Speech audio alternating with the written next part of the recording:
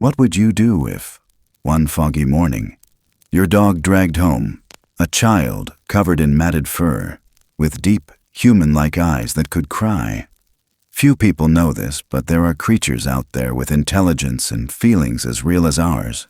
And I, a retired forest ranger, once lived with one.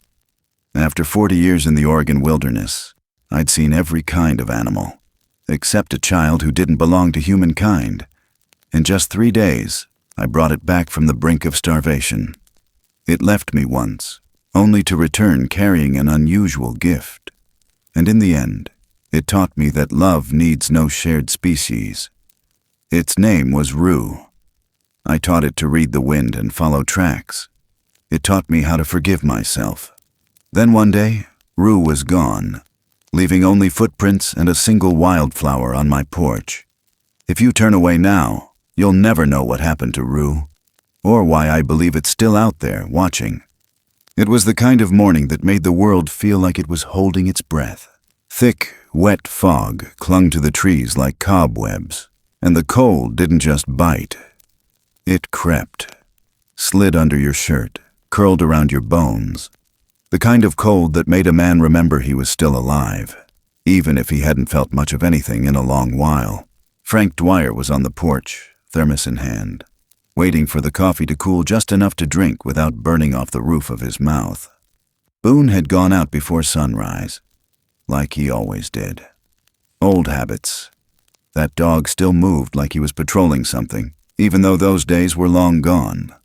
Frank hadn't seen a ranger badge in years.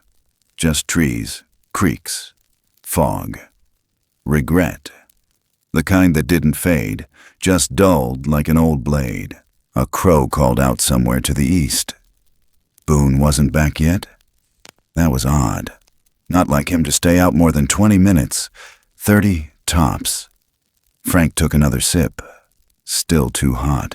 Then, a low bark, urgent, off-key, not like Boone at all. Then the sound of movement, something thudding through wet underbrush, breaking fallen branches in heavy, uneven rhythms. Boone appeared from the mist like a ghost out of the timberline, chest heaving, muzzle wet, tail stiff. But it wasn't Boone that made Frank drop the thermos. Something hung from the dog's mouth, dangling, motionless at first, mud-caked, half covered in pine needles, limbs limp like soaked rope. Boone came straight for the porch, eyes locked on Frank like he didn't know what else to do but bring it here. "Boone, drop it!" The thing slid to the ground with a soft thump. Frank froze. It looked like a baby, but not one of ours.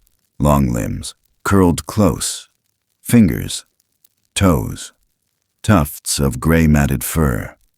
A smell hit him next, like wet leaves, decay, and something sharper, like blood that had dried and stuck to skin. For a second, his brain insisted, monkey, a lost pet, maybe something exotic from a trucker's crate spilled out on the old logging road. That would make sense, wouldn't it? Then it moved, a whimper, low, half-choked.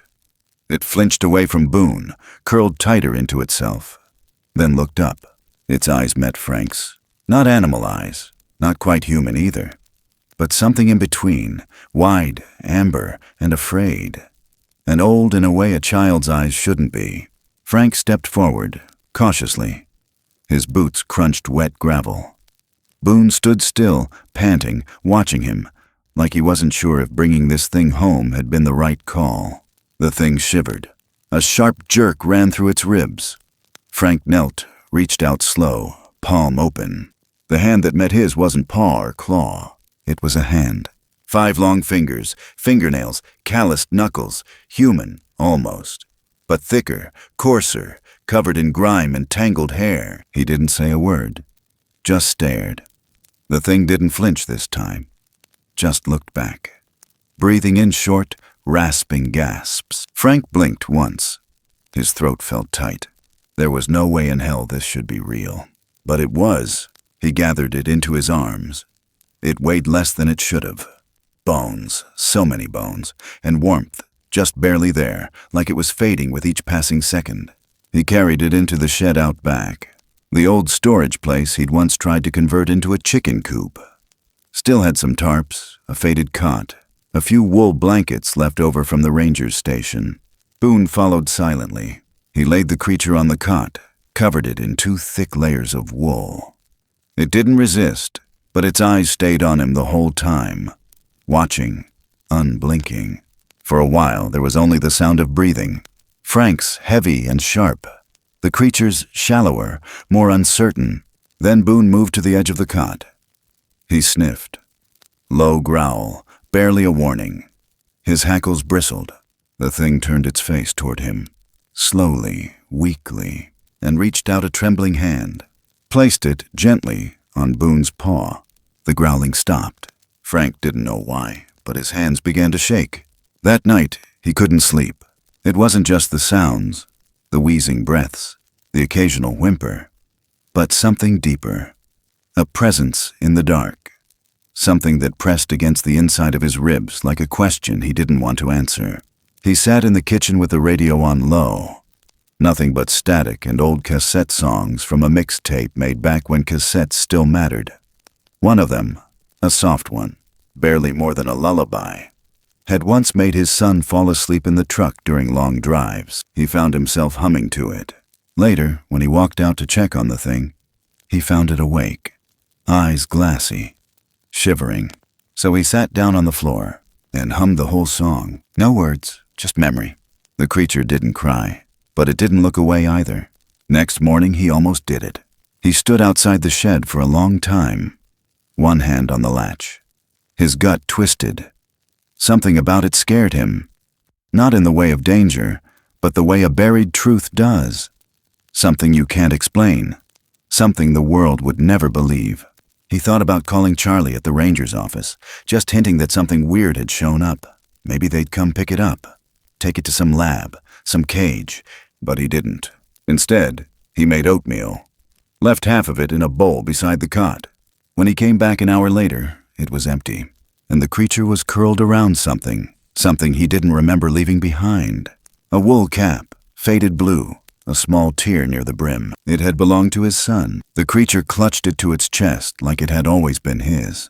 Frank knelt again, slower this time, a strange kind of ache rising in his throat. He reached out, gently pulled back the blanket a little. Its eyes opened, just a crack. Watched him. He spoke just once, barely a whisper. Rue. He didn't know why he said it. Just came to him. Maybe it was the flower. The one his wife used to grow in the windowsill. The one she always said reminded her of things too fragile to last. Rue. The creature blinked. He left the shed door open just a crack. By the time the sun rose fully over the tree line, the fog had started to lift. But something in Frank had already shifted. He didn't say it out loud, but he knew. Deep down, nothing was ever going to be the same again. He didn't sleep much that night.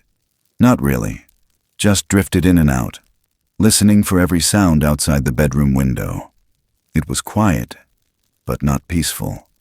The kind of quiet that makes a man listen harder. The wind through the pines. Boone shifting in his sleep. Somewhere behind the shed, a single coyote howl cracked the silence like a warning shot. Frank lay awake in the dark, staring up at the ceiling like it might answer something he couldn't bring himself to ask. By morning, the fog hadn't lifted. It hung thick over the trees, turning the world outside into shapes and shadows. Frank pulled on his boots, rubbed warmth into his hands, and stepped out onto the porch, steam rising from the old mug of black coffee in his grip. Boone was already up, pacing slow, ears twitching toward the shed. The creature, no, Rue, he had called it Rue, hadn't made a sound since midnight. But that silence felt loud now. He walked to the shed. The door creaked just enough to remind him how old it was. Inside, Rue sat curled on the cot, wrapped in the same wool blanket, knees tucked to its chest. Its head turned as Frank entered, but it didn't flinch. Its eyes, half-lidded and tired, followed his every move. Watching, always watching. There was something unsettling about being seen like that, stripped down without a word. Boone stopped at the doorway, let out a low breath, and eased in beside him. The two of them stood there, man and dog, staring at something the world said shouldn't exist. Frank didn't speak, just reached into his coat pocket and pulled out the leftover oatmeal, still warm in the dented tin bowl. He set it down slowly, not too close. Rue didn't move at first, but the smell seemed to rouse something. It crawled forward, slow and stiff, and reached for the bowl with one long arm. The fingers were careful, delicate even. It lifted the spoon like it had seen someone do it before. Frank sat down on the bench near the back wall and watched. He thought of Ellen, his wife, how she used to hum to her garden, whisper to the leaves like they understood her. She'd grown rue flowers out by the kitchen window, said they were the last thing her mother planted before she died. A bitter plant, she used to say, but healing too.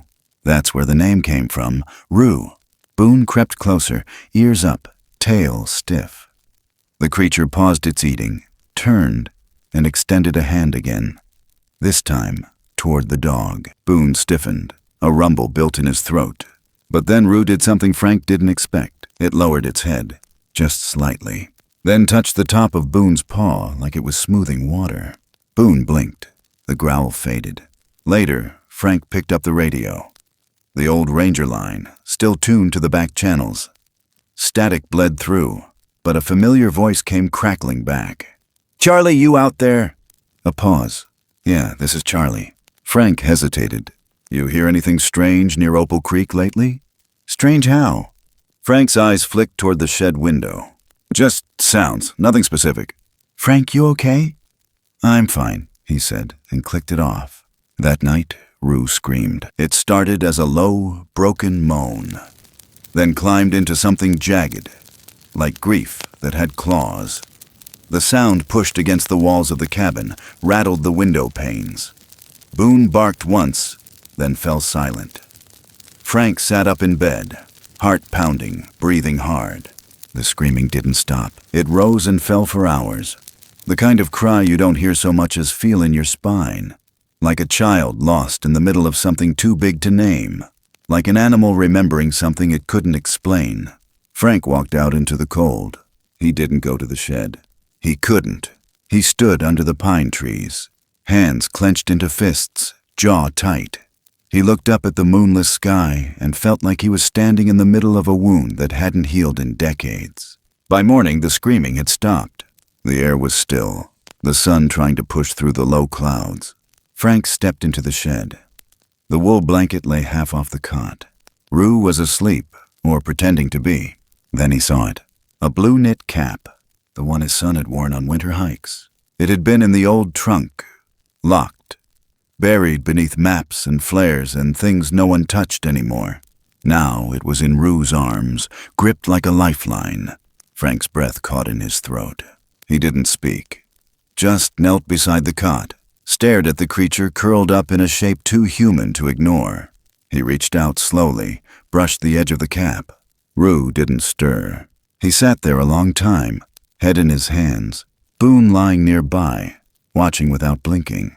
When the sun finally broke through the clouds, Frank stood and walked to the door. He paused, then turned. "Let's try again," he said softly. That night he made stew, set out 2 bowls. Rue ate without being asked. Later, Frank picked up his old guitar. The strings were dusty, the neck a little warped. He played anyway. Simple chords, familiar ones. Boone lay at his feet. Rue sat at the threshold of the cabin, eyes on the firelight flickering against the walls. Frank didn't look at it directly, but he didn't have to. He could feel it listening, and for the first time in a long while, the silence between songs didn't feel empty. It felt like something waiting to grow, something neither of them understood, but somehow belonged. And somewhere in that quiet space between what was and what might be, Frank understood. He wasn't alone anymore. Not really. Not ever again. By the time the October sun began sliding lower each afternoon, Rue had already learned how to follow Boone out to the creek without needing a word. It didn't happen all at once. At first, Frank had to walk behind them, careful not to spook the kid or let him get too far ahead. But the bond forming between that old shepherd and the strange little thing grew with each passing morning. Boone wouldn't play at first, wouldn't even turn his back, but Rue had a way of watching that didn't feel threatening, just curious. Maybe that's what Boone responded to, someone seeing him not for what he was, but who he was. Frank noticed it one morning when he went to collect kindling near the edge of the property. Boone trotted ahead, then stopped, turned, and looked back. Rue padded out of the shed, all limbs and awkward balance, still thin but no longer shaking, and caught up with him. Frank waited, watched. Rue slowed when he got close, then reached out and touched Boone's back, almost like he was asking for permission. Boone didn't growl this time. He walked on, and Rue followed. That's how it began. They spent the next hour down by the stream. The water was cold, fresh off the mountain, loud where it rolled over stones and fallen limbs. Boone drank first, tongue lapping slow and steady. Rue knelt beside him, copied every movement, then yelped when the water touched his fingers. He flinched back, stared at his hand, then reached again. Frank sat nearby on a mossy log, arms resting on his knees, watching without interfering. That had become the rule between them. Be present, but don't crowd. Rue didn't like sudden noises, didn't like when things moved too fast, but if you gave him space, he'd come closer. Show you things you weren't expecting, like how he picked up a smooth rock from the shallows and ran his thumb across it, as if remembering something, or how he chased a leaf downstream and let out a noise, a breathy, high-pitched chirp, when he finally caught it in both hands. Not quite a laugh, but close enough that Frank felt something shift in his chest. Later that afternoon, Boone dug out an old tennis ball from under the porch. The thing was flattened, half-rotted, smelled like mildew and pine sap, but Rue lit up when he saw it. Frank didn't throw it. Boone did. Just a lazy toss into the yard. Rue scrambled after it on all fours, slipped in the wet grass, then picked it up and sat with it in both palms like it was a rare artifact. Frank didn't say anything, just watched as Rue tossed it himself, over and over, testing his strength, testing the arc, learning. That night, after the fire had died low, Frank stayed in the living room with a book he wasn't reading. Boone lay curled near the hearth. Rue stood at the edge of the hallway for a long while, eyes flicking between the open room and the shadowed corners. He didn't speak, didn't come in, just stood there, watching the way the firelight played across Frank's face. Then something odd happened. Rue stepped into the room, slow, careful, holding something. Frank looked up. It was a jar of pickles from the pantry. Lid still sealed tight. Rue sat cross-legged by the corner of the rug, held the jar between his knees, and grunted in frustration as he tried to open it. The lid wouldn't budge. He tried again. A little snarl slipped out. Frank stood, walked over, knelt. He reached for the jar, but Rue pulled back, not out of fear, out of stubbornness. Frank waited. Rue looked at the lid, turned it, stopped, then held the jar up toward Frank, asking without asking. Frank cracked it open and handed it back. Rue sniffed, pulled out a single pickle, stared at it, then took a bite. His face puckered in a way that almost made Frank laugh, but he didn't. Just gave a small nod, then sat back down in his chair. From then on, Rue started exploring more of the cabin, quietly, respectfully. He'd walk along the walls, touch the old photos like they meant something. One in particular caught his attention, an old, faded picture of Frank's family, his wife Ellen, his boy, Cody. The photo was crooked in the frame. Rue stared at it for nearly 5 minutes, unmoving, then looked over his shoulder, just once, at Frank. Didn't say anything, didn't have to. Later, Frank found him sitting in the corner of the study, beneath the window where the rain tapped soft against the glass. Rue had pulled the tarp off the old guitar case. The instrument inside was scratched, one string missing, another out of tune. But Rue touched it like it was made of glass. He didn't strum it. He didn't pluck. He pressed one finger to a string and let it hum, then another. Each time the note lingered in the air just a little longer than it should have. Not random, not noise. Almost like remembering. Frank didn't interrupt, just stood by the doorway and listened. That night he left the guitar out.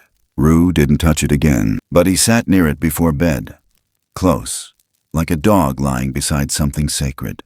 And when the fire burned down to coals, and Boone lifted his head once toward the sound of the wind in the trees, Frank turned to look at the boy curled up on the rug with a blanket slung over his shoulders. And he thought, not for the first time and not for the last. What kind of world forgets something like this? And what kind of man gets a second chance to remember? The air that night felt thicker, like it was holding something just under the surface, waiting to rise. And Frank knew, without knowing how, that whatever came next, he wouldn't face it alone. Some nights are just off. They start quiet, too quiet. The air gets heavier, and the kind of stillness settles in that doesn't belong to any natural thing. Frank had felt that once before, years ago, the night before the mountain let go and buried half his life beneath mud and pine.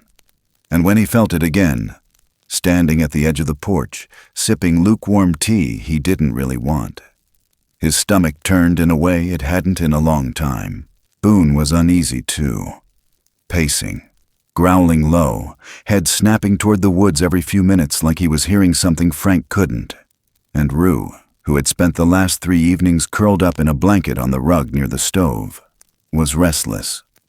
He paced in circles, scratched at the door, stopped, turned, scratched again. Then, without warning, Rue let out a soft clicking noise, deep in his throat, and bolted. Frank called after him. Nothing. Boone barked once and took off behind him. Frank grabbed the flashlight, cursed, and followed. The beam of light barely cut through the fog. The forest beyond the tree line swallowed it whole. Rue was fast. Faster than Frank expected. Not wild and flailing, deliberate, as if he were being drawn by something. Frank followed the prints in the wet leaves, Boone's barking growing more distant with each step. The ground sloped, the trees pressed in, then the air changed, colder, sharper, like walking into a basement you didn't know was there. Up ahead, the flashlight caught movement. A shape crouched low near a fallen tree. Boone stood to the side, stiff, tail raised. Frank slowed, lowered the light. Rue was on his knees, shaking. His hands were pressed tight to his ears, head bowed, shoulders heaving with silent sobs that didn't quite break the surface. Frank moved closer. Then he saw the tree. It must have been massive once.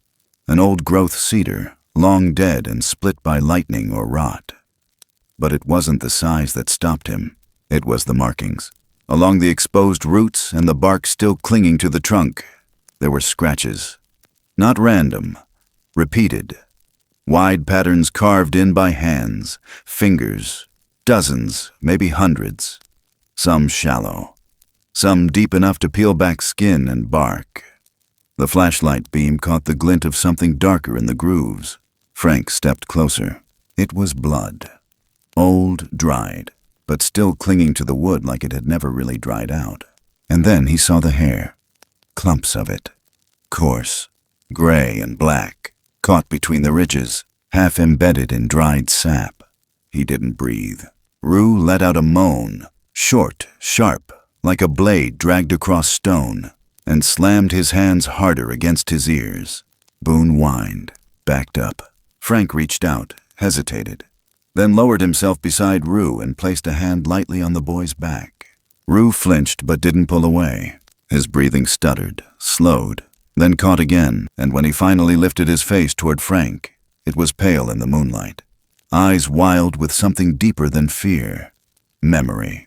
Not human memory. Something older, heavier. Something that didn't speak in language, but in sound and scent and instinct. Frank looked back at the tree. He didn't need to be told what had happened here. Rue had come to this place before, and whatever happened here, whoever had been taken from him, it had happened at the roots of this tree. Frank's fingers closed around the hilt of his flashlight until the metal creaked. He'd spent most of his life pretending the stories weren't true, brushing off local legends, making excuses for the unexplainable. But this wasn't a story. This wasn't folklore. This was a grave. He stood slowly, heart pounding, and looked around. The forest was too quiet. No bird song, no crickets, not even the wind. Only the sound of Rue's breath, broken and shallow. And then, a sound. Far off. Low. A call. Not human. Not animal. Like wind pulled through bone. Rue snapped his head up. The call came again, fainter.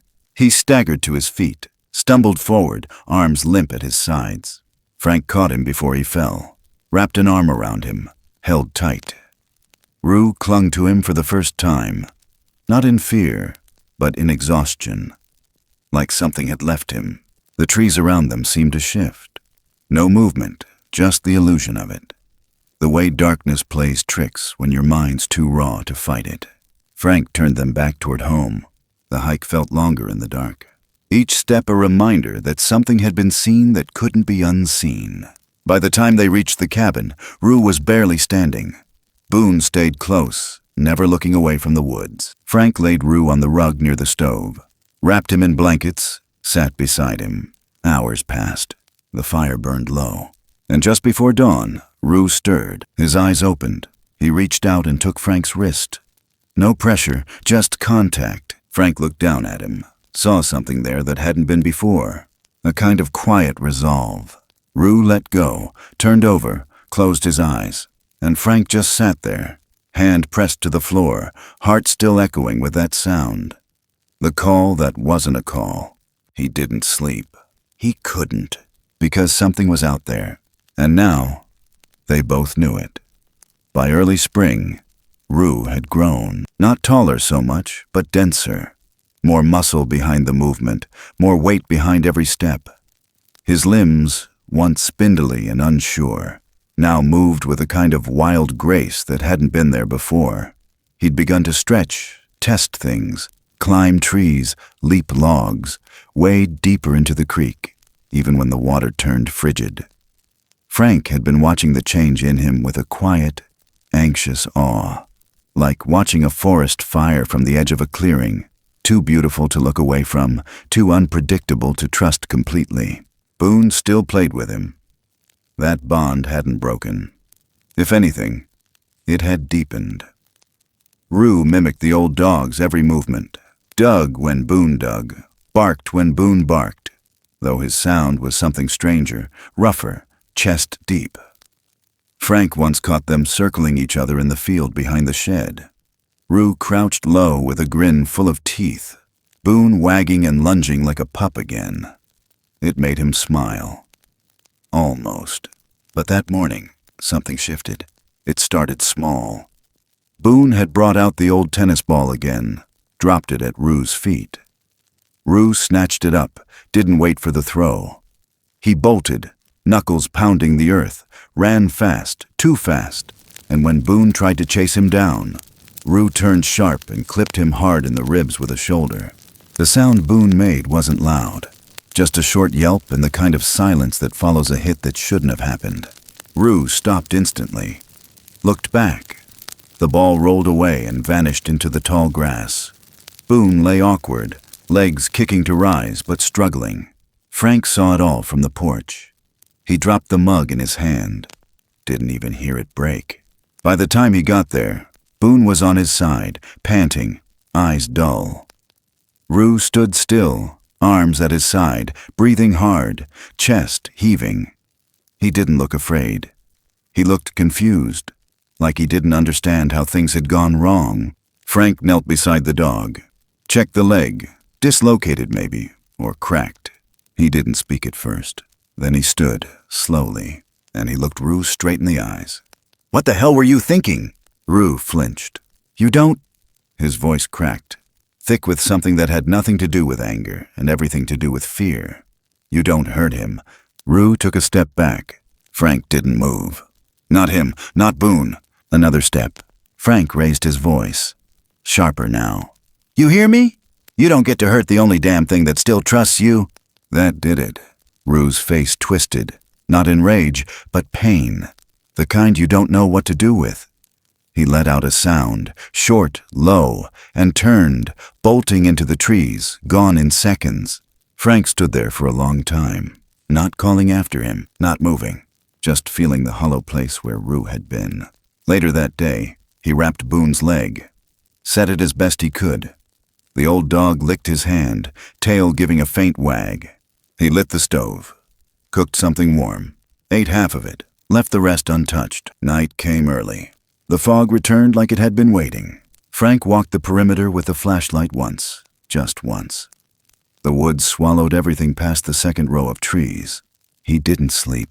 By morning, the house was cold again. Boone stirred but didn't rise. Frank poured a cup of coffee, stood in the doorway, let the air hit him full in the face. No sign of Rue.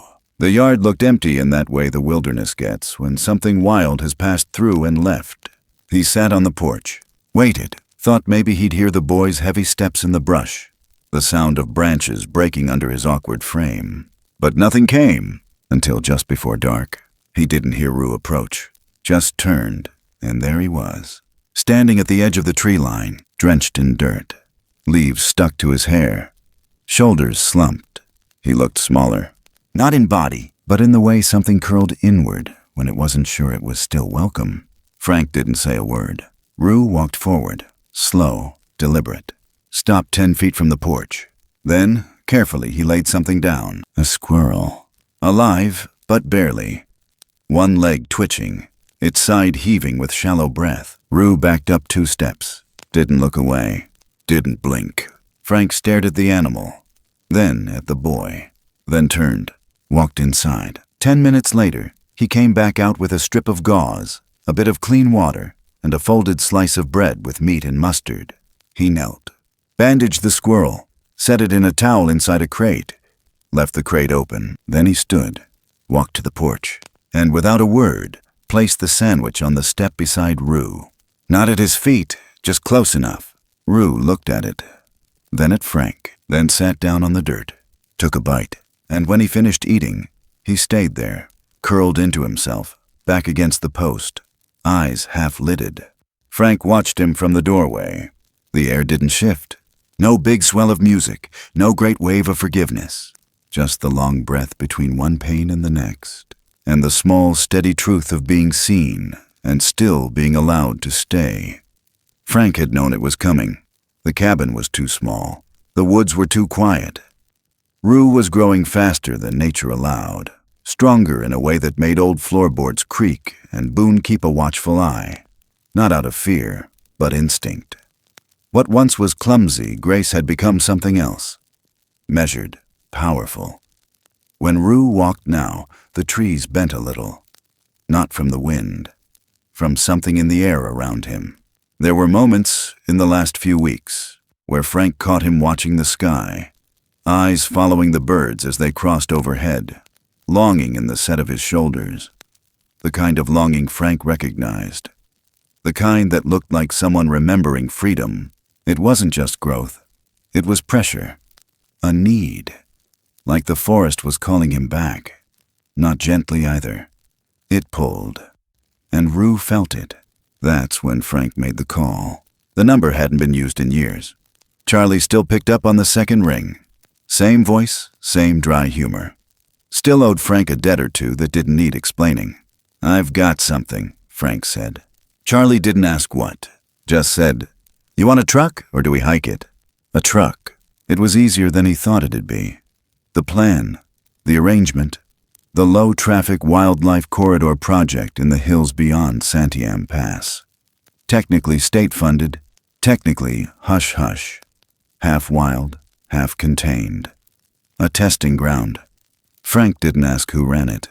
Just wanted a place where Rue could be what he was without becoming someone else's specimen. The hard part wasn't the call. It was telling Rue. But he didn't have to. Not really. Rue knew. He'd seen it in the boy's eyes a week before. The way he held Boone longer after play. The way he paced in the evenings, fingers brushing tree trunks like he was memorizing them. Rue wasn't a pet. Wasn't a child either. Whatever he was, he understood when something was ending. So Frank didn't say much. He packed a duffel with the basics, left a flannel shirt on the bed beside Rue's cot. Let him smell it, fold it, hold it. Rue didn't speak, didn't cry, just looked at Frank with that deep, steady sadness, the kind that didn't ask for anything. The truck came at dawn, old flatbed, quiet engine, no logos. Frank stood on the porch as it pulled in, gravel crunching soft under the tires. Boone sat beside him, alert but calm. Rue stood in the shadow of the shed, shoulders squared, face unreadable. The driver stepped out. Didn't say a word, just nodded. Frank walked over, stopped short of Rue. "I don't want to," he said, voice low. "But it's not about what I want." Rue blinked slow, then did something Frank wasn't ready for. He stepped forward, placed one hand gently on Frank's chest, right over the heart, held it there, then stepped back, climbed into the truck without a word. Boone whined, took one step forward, then stopped. Frank stood there as the engine started again, slow and quiet, rolling toward the tree line. The fog was lifting, just barely, enough to catch the outline of Rue's shape in the back of the flatbed. He didn't wave. He didn't look back.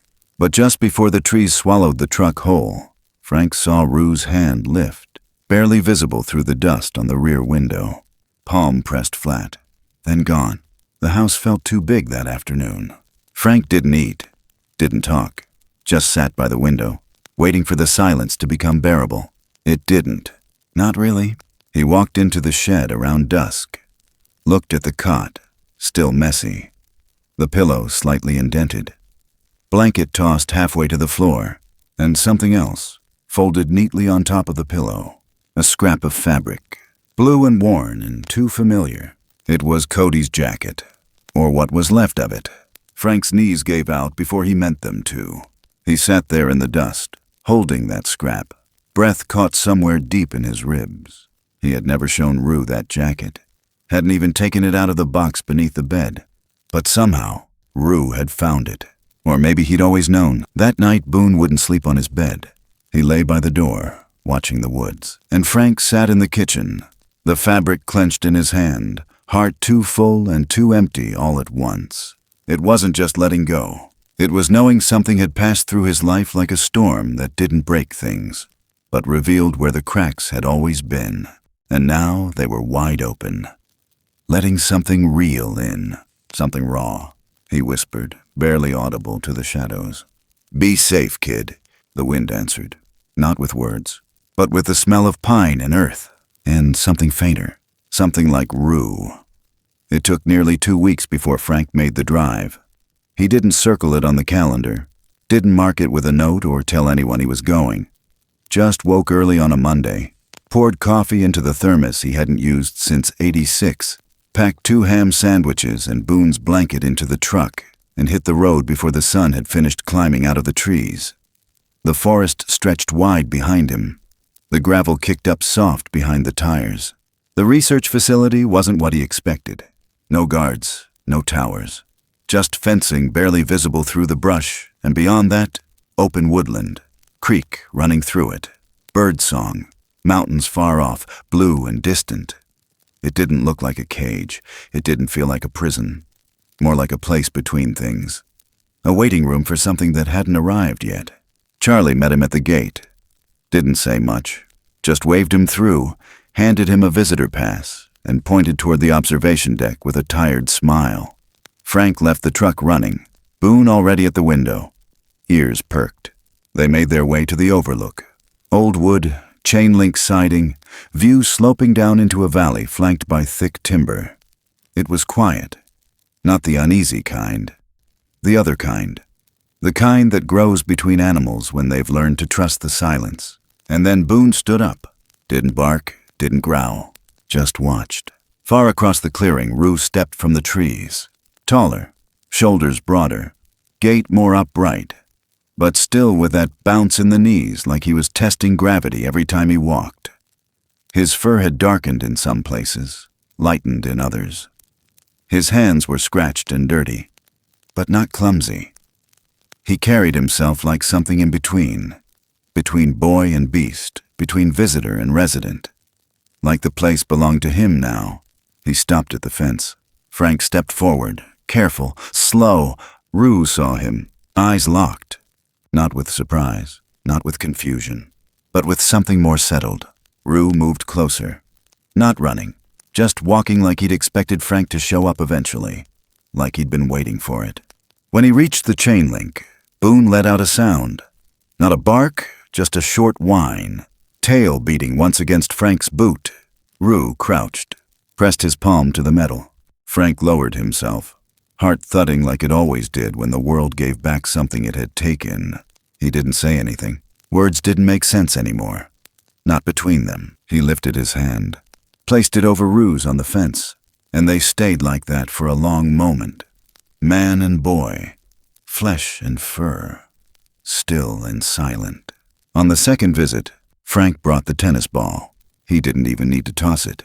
Rue saw it and started climbing, straight up the tree near the fence line, quick like lightning, then balanced on a high branch like he'd always lived up there. Frank wasn't sure what the rules were, wasn't sure if anyone was watching, but Rue crouched low and dropped the ball down, right into Boone's waiting mouth. The dog barked once, tossed it back. They played like that for half an hour. No fence could stop it. Back and forth, up and down, tree to paw, over and over again. Rue would catch it, sometimes with both hands, sometimes with one, laugh in that quiet way he did. Half breath, half chest rumble, and toss it back. It was absurd. It was beautiful. By the third visit, Rue didn't stop at the fence, just appeared in the distance, watched them from the ridgeline, then melted back into the trees. Frank didn't panic. He knew the boy had other things to do now. Other animals to study, trails to follow, rivers to learn by feel and scent. Still, he kept coming, week after week. Boone always knew when they were close. Would sit up straighter, lean toward the window, pant just a little faster, tail thumping the seat. Frank always brought something.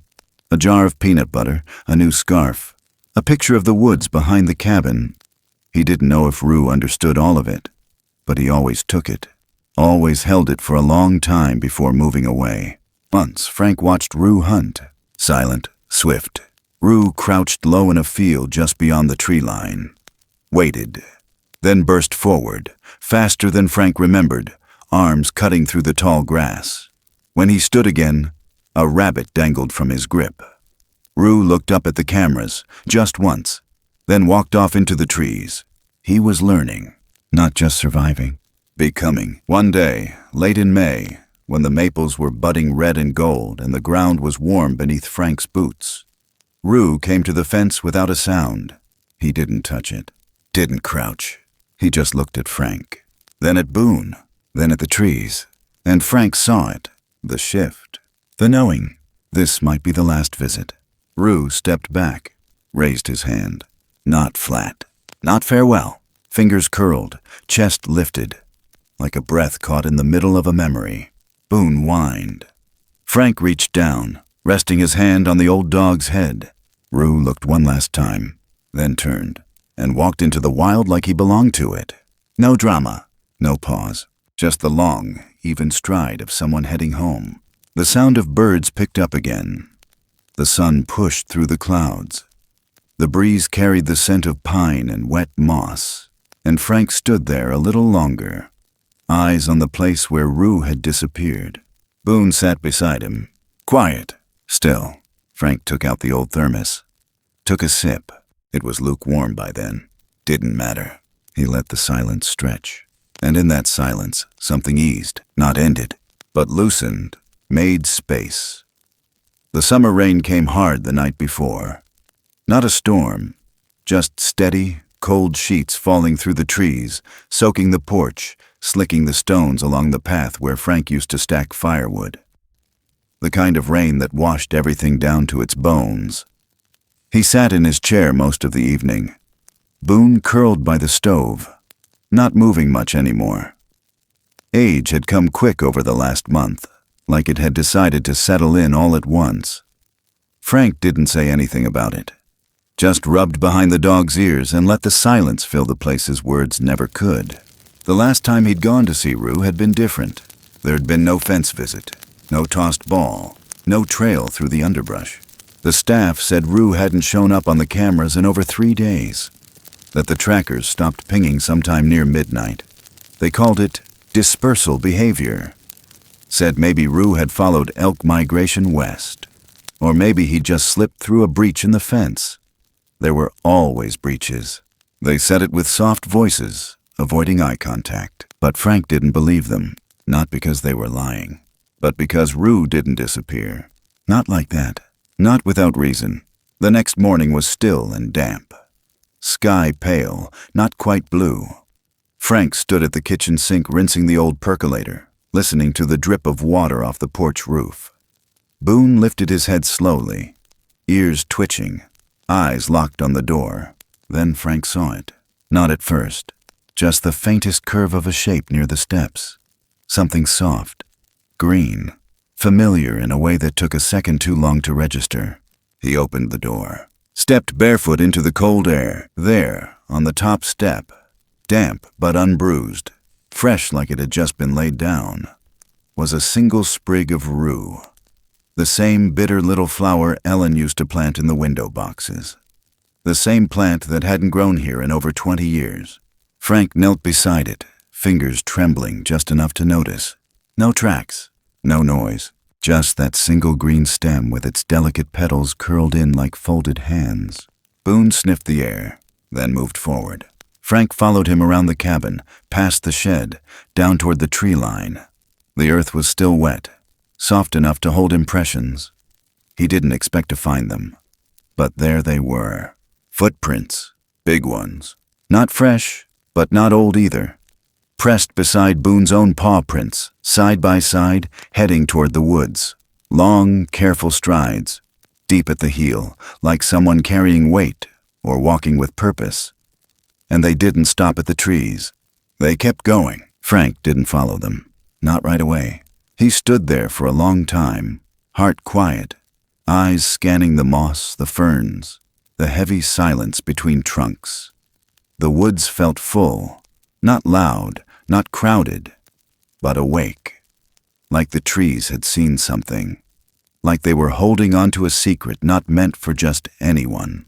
When he finally turned back toward the porch, Boone hung back a moment, nose still working the air, tail flicking once. Then he followed. Frank stepped inside, picked up the flower, walked to the mantel.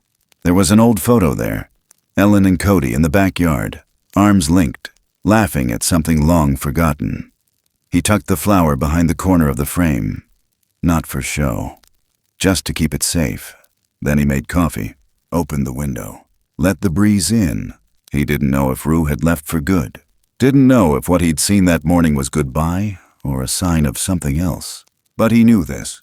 Rue hadn't vanished. He had chosen. Just like Frank had chosen once, a long time ago, to stay. To heal here. To let the forest take what it would and give what it could. Some things don't need a witness. Some bonds don't fray just because distance grows between them. Some mornings, long after the snow comes, Frank still wakes before the sun. Still walks out to the porch with Boone at his side. Eyes sweeping the fog. Still listens. Not for voices, not for footsteps, but for that feeling in the air, that weightless knowing that something once broken is still out there, walking, growing, surviving, and maybe, just maybe, remembering. One morning, not far off, he thinks he'll see Rue again. Not close, just at the edge of the trees. Tall, still, watching. And if that day comes, Frank will nod once, say nothing, because he'll know, and Rue will know, and nothing else will matter. There are stories that don't end so much as they settle, like ash after a fire, like fog lifting slow over pine. They don't close with a door slammed shut or a curtain drawn. They drift, lingering in the quiet corners of our hearts, where memory and meaning blur into something wordless.